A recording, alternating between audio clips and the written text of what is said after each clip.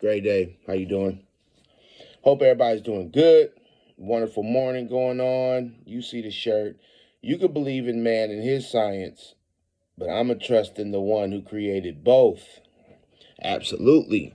Watchman Chronicles here, part 5. We're going to get back to the reading of Revising Reality. This chapter is called The Gods of CERN Awaken. The body of Christ needs to understand what CERN is from a perspective of people who are very invested or were very invested enough to write a book about it, Mr. Anthony Patch and Mr. Douglas Woodward. These people are God-fearing, Holy Spirit-led. You can go search for yourself, but I know what I know. So we're going to get back to reading.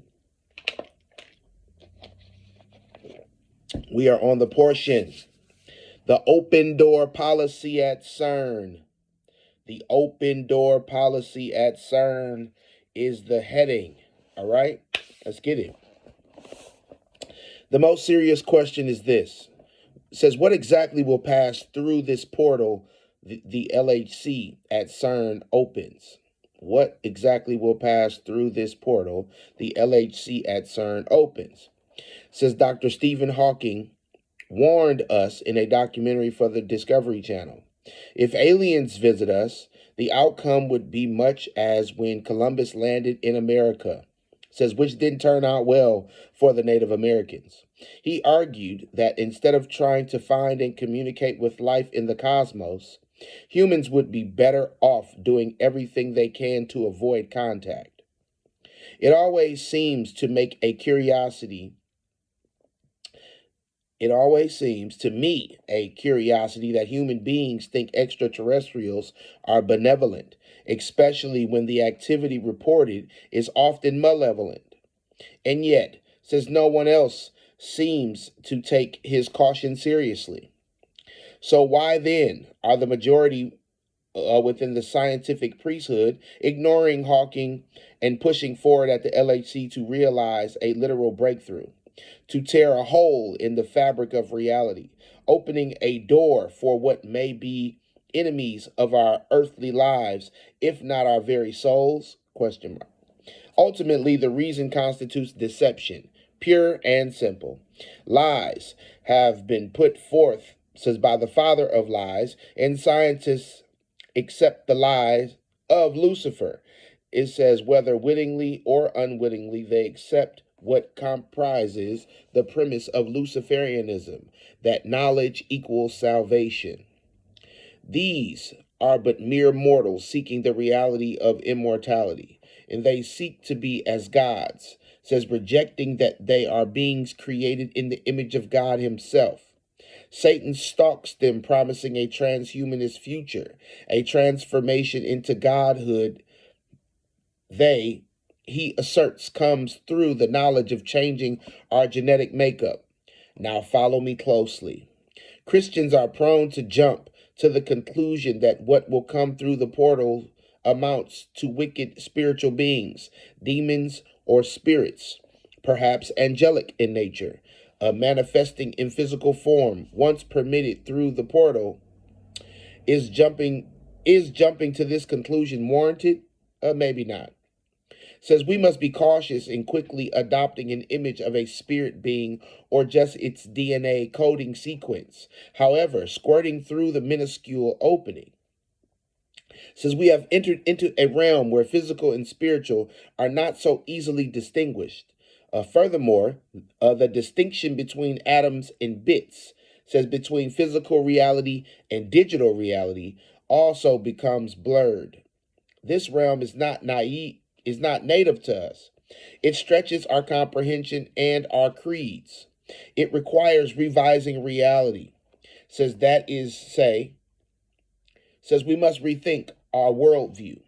In fact, I believe that what is to pass from one realm into our own will be transmitted in digital form. Says perhaps the better word would be transfused like blood, the elixir of life, as what comes through. It's really just a sequence of numbers. It says what secretes through the portal digitally is not the commonplace binary coding used by computers up to now. No. It says the construct of what comes through the door at CERN will be quaternary, a term I coined in my two novels. It says recall the definition supplied at the conclusion of the last chapter in a footnote. Now, I'm going to read. Classical computing uses binary, or 2 bits, to represent 2 states as on or off.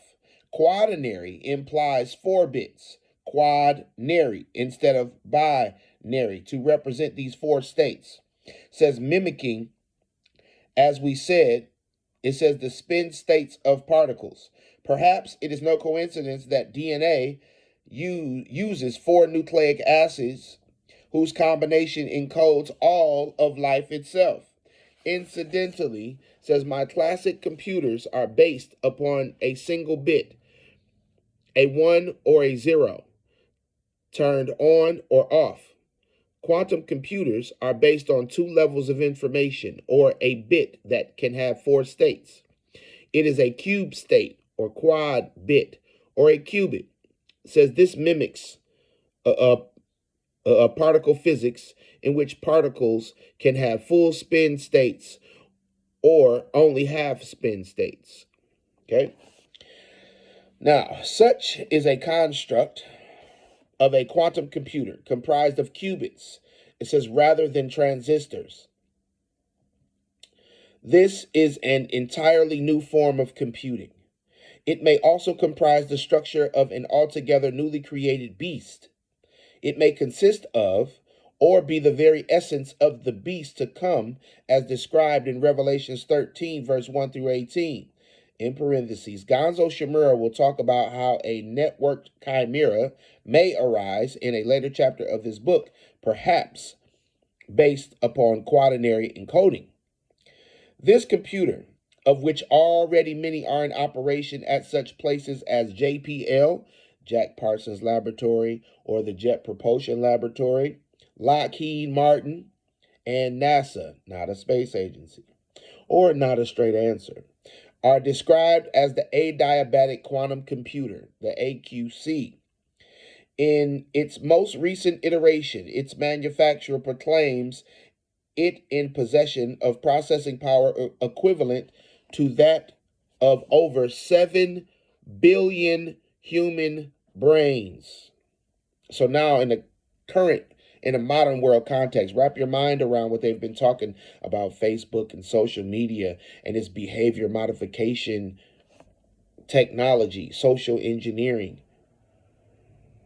The computer processing power, 7 billion brains. Okay, back to the story, or back to the reading. Additionally, it derives solutions to combinatorial problems from other dimensions. Literally operating at the quantum level of physical existence, it appears to carry complex problems into another dimension for resolution. Answers are returned to our own.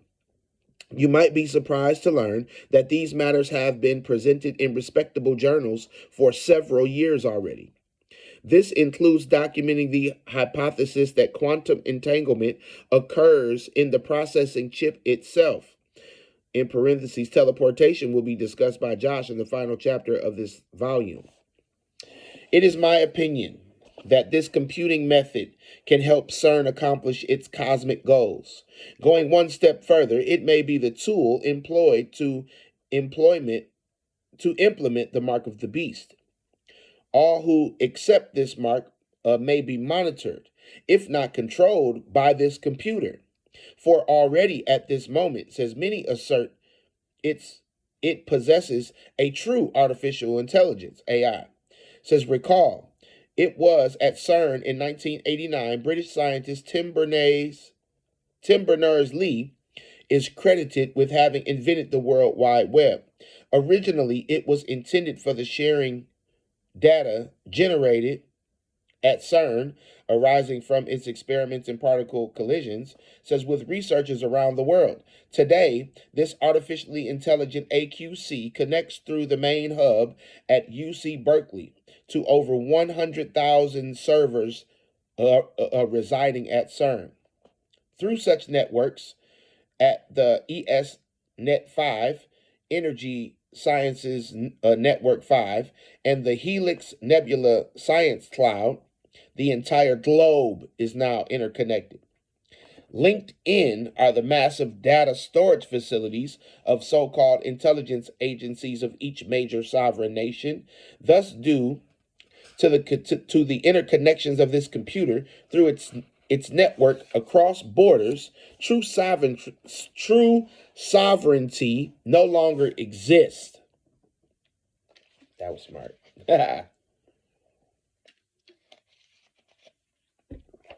Instead, the one world order exists today.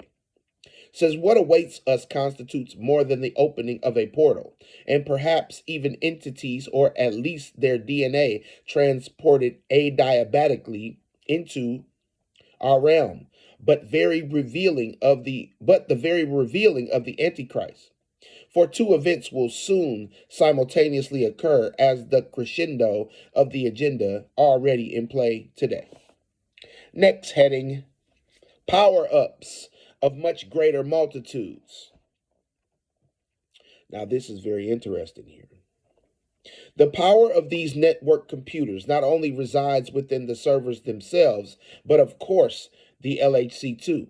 Consequently, it's worthwhile to describe the actual mechanisms and consider their impact. The employed physics achieving the opening of this gateway is indeed entering the realm warned of by Dr. Hawking, and I believe forbidden by God himself. The author announced Friday, October 23rd, 2015, on the Kev Baker Show, Truth Frequency Radio Network, that the LHC was designed and capable of achieving a power level of 1 PeV, peta-electron volt, to be obtained from the collisions of heavy ions of lead particles.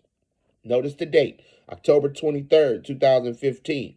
Then on November 26th, 2016, CERN made this announcement.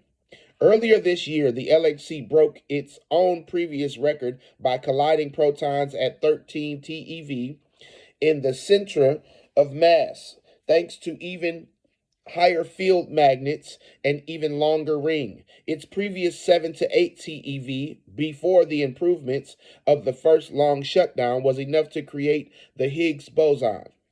This week, just under 3 decades since the Tevatron reached 1 TeV, the LHC resumed its program of colliding so-called heavy ions. More precisely, these are the nuclei of lead atoms. Since these nuclei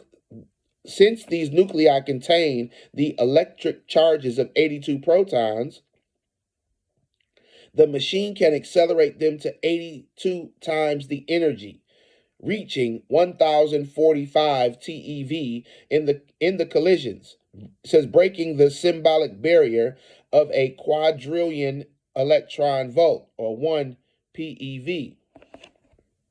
Obviously, I woke up a few people by predicting what would happen just before CERN came clean and admitted huge new numbers. For the reader's consideration, I have assembled the following information from both this author and my friend Kev Baker's website. It may seem a bit technical. It says, but a gist of this is all you need. So what do all these numbers mean to us? It says basically this. The actual MPL, that's the maximum power level, that the LHC can achieve has been hidden from the public. It says we are kept in the dark until after they completed their objective. All of the publicity beforehand had been surrounded having achieved 13 TeV. Says no mention of 1.15 PeV. It was not stated as an objective, says before being announced. It would seem that says they were aware people like Anthony Patch are keeping an eye on them. Says recall previously, it says they were colliding protons. On 26 November 2015, the type of collisions, excuse me, was dramatically changed. Says which generated much more powerful collisions, almost creating almost 1,000 times greater voltage than before by using ions of lead. That's the periodic table elements PB. After they had done this and lived to tell about it, and our planet was still spinning, they announced, it says, what they had achieved. Their announcement methodology doesn't give us much confidence that the public will be kept in the loop. Now, does it? Forgiveness is always easier to receive than permission. So no wonder they followed this tact. Perhaps we need to remind them why kids are not to play with matches. They get burned. Now, I'm going to read off this little chart that they have here. It's pretty interesting. It says the maximum power level for the LHC will be reached between November 20th and December 13th, 2015. 1.15 PeV. That's a peta electron volt. As noted, this extended the previous MPL of 13 TeV. So how was the 1.15 PeV MPL achieved? As stated in the press release, it occurs through colliding lead ions at 1,148 TeV, 1.15 PeV. Noted, as stated at the onset of this chapter, the highest MPL previously announced was only 13 TeV, utilizing protons instead of ions. To put it in context, a tera electron volt, a TeV, is followed by 12 zeros. A peta electron volt is followed by 15 zeros. This is known as the center of mass energy, CME, derived from colliding lead particles. That is how the 1.14 PeV is to be understood. It says the LHC increased its power from 13 TeV to 1,148 TeV, or to use all the zeros to reveal the math to the common man or woman. 13 with 12 zeros, electron volts is 13 TeV. 1 quadrillion 140, 1,148, and then 12 zeros in electron volts is 1,148 TeV equals 1.15 peta electron volt. So is they must really want to do something to increase the power level that much. Also, we got the eclipse as above. Then we got this so below. Toroidal field. Ooh. Think about it. I know your brain probably hasn't wrapped around this stuff, but it's totally okay because you don't have a choice. The choice is going to be put in front of your face. I'm going to continue reading. Oh, yeah. I'm going to continue reading. The next heading, CERN and the fictional Stargate. Are they alike? Portals to other dimensions, to make contact with other entities. It brings to mind the movie and television show Stargate. Likewise, it sounds awfully reminiscent of the mission of the Starship Enterprise with Captain Kirk at its helm. These are the voyages of the Starship Enterprise. Its 5-year mission to explore strange new worlds, to seek out new life and new civilization, to boldly go where no man has gone before. As I've pointed out, leading physicists have expressed concern that this search for other dimensions could have disastrous consequences for us all. The warning has gone so far as to conjecture that vacuum bubbles could envelop not only our Earth, but perhaps the entire universe, citing from an NPR post on 19 February 2013. Back in 1982, physicists Michael Turner and Frank Wilczek wrote in Nature that without warning, a bubble of true vacuum could nucleate somewhere in the universe and move outwards at the speed of light, and before we realize what swept by us, our proteins would decay away. As we discussed earlier, the production of strangelets, the most powerful explosive substance in the known universe, should sound the alarm bells too.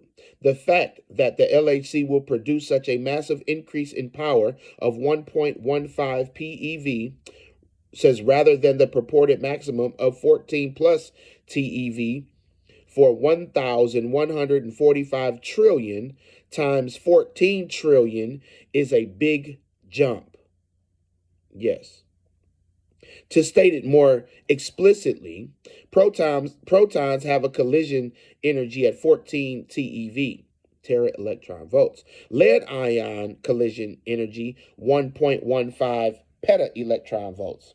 The beam dynamics and the performance limits, it says with lead ions, are quite different from those of protons. This is due to the copious nuclear electromagnetic interaction in peripheral collisions of lead ions. It says the physics of lead ion beams is qualitatively and quantitatively different from that of protons. Plus, these lead ions are colliding head on, whereas protons do so at an angle. This contributes to the marked increase in the CME, center of mass energy level. To put it simply, that is why we see the jump from TeV to PeV. This increase in power, having been withheld from the public at large, calls into question their motives. It says, what will the result be? It says, why hide what you're doing? It says, repeatedly, the spokespeople for CERN admit that they have no idea what to expect once the LHC achieves maximum power levels, which apparently are subject to magnitudes of change without warning. Really? No idea?